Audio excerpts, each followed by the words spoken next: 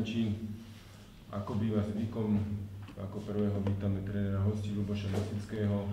Dobrý deň. Takisto domáceho trénera Juraja Rábka. A tiež tak ako býva zvykom, nech sa páči úvodné slovo trénera hostí. Tak v tomto zápase bolo veľa dôležitých momentov. Za podstatné považujem to, že my v početnej výhode v prvom polčase sme nehrali tak, ako sme schopní. Tam sme mali mať väčší pohyb, väčšiu presnosť a koncentráciu. A vlastne vtedy sme mali rozhodnúť ten zápas. Čo sa týka vstupu do druhého polčasu, ten sme nezachytili, ten nám nevyšiel.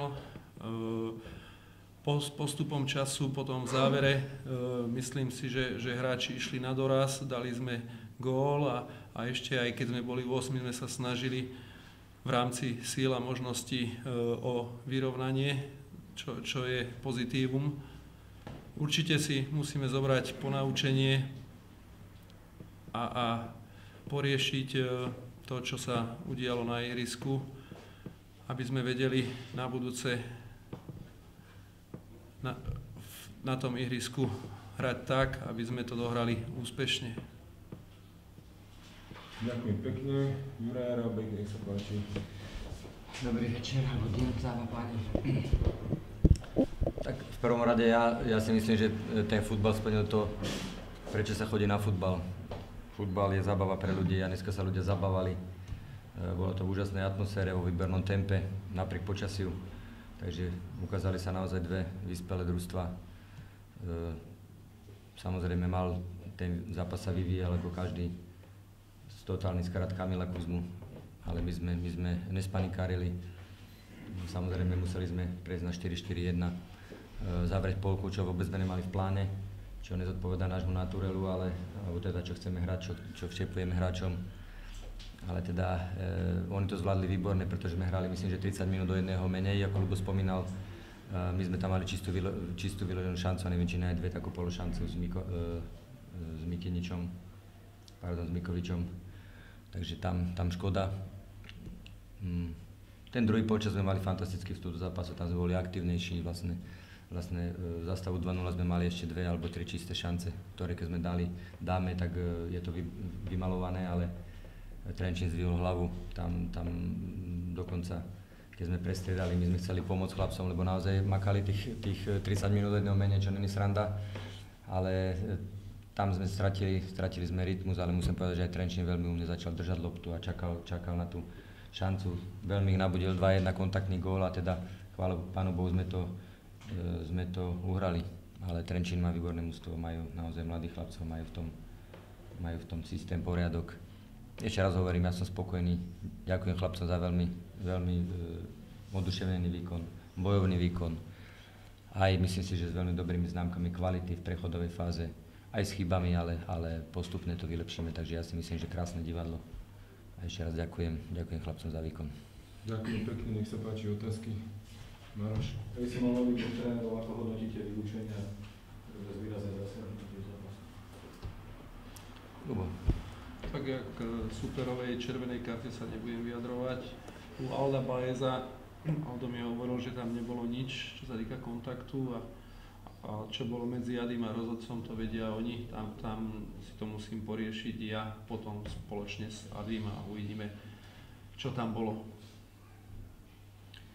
Ja si myslím, že vylúčenie Kuzmu zaslúžené, pretože aj z toho pohľadu tam neviem tá noha, aký tam mal úmysel, pretože vyťahnuť v 3. minúte červenú kartu asi len tak pre nič za nič rozhodca nevyťahne. A teda Baezov neviem, tam som naozaj nevidel, či to bol stret. A myslím, že tá druhá červená pre Adyho, tak teda viem, chlapcov som sa pýtal tam v taliančine, ho niekam poslal do teplých krajín, takže niečo taliansky vieme, takže asi tak úražka po druhej žltej, takisto je červená. A je to správne, pretože nepatrí sa nadať rozhodcom zla s legionárom. Ďakujem pekne, ďalšie otázky, nech sa páči. Na pána Mosického, ak sa ukáže, že Ady tak naozaj dostal tú červenú zbytočne za nejakú nadávku, tak čo mu hrozí z vašej strany?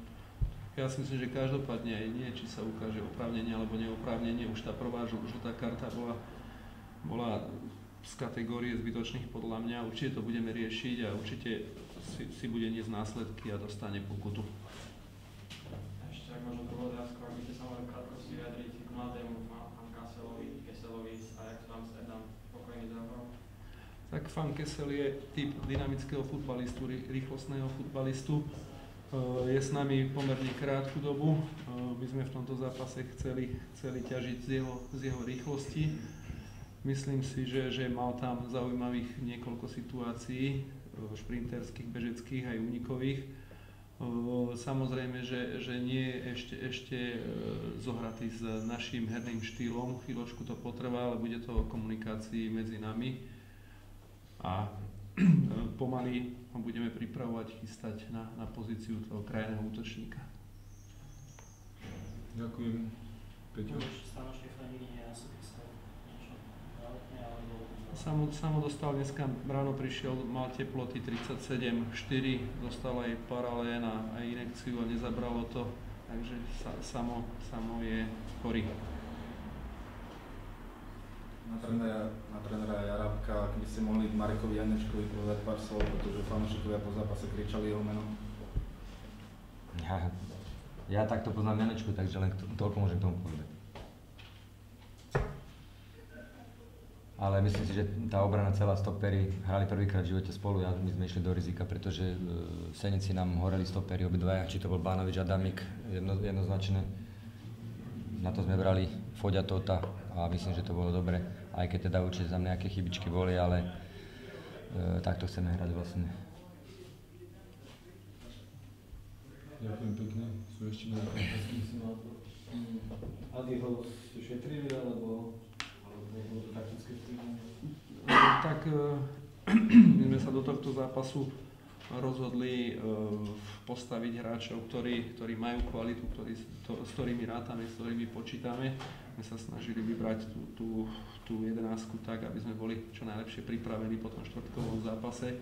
Nastúpil takisto aj povedzme mladý Bero, Fan Kesel nastúpil, čo boli zmeny v tej našej zostave, takže Tomáš Malec je určite veľmi kvalitný špičkový útočník a určite si zaslúži príležitosť a možnosť hrať od začiatku. Sú ešte otázky? Ak nie, ďakujem za účasť, teším sa na stretnutie.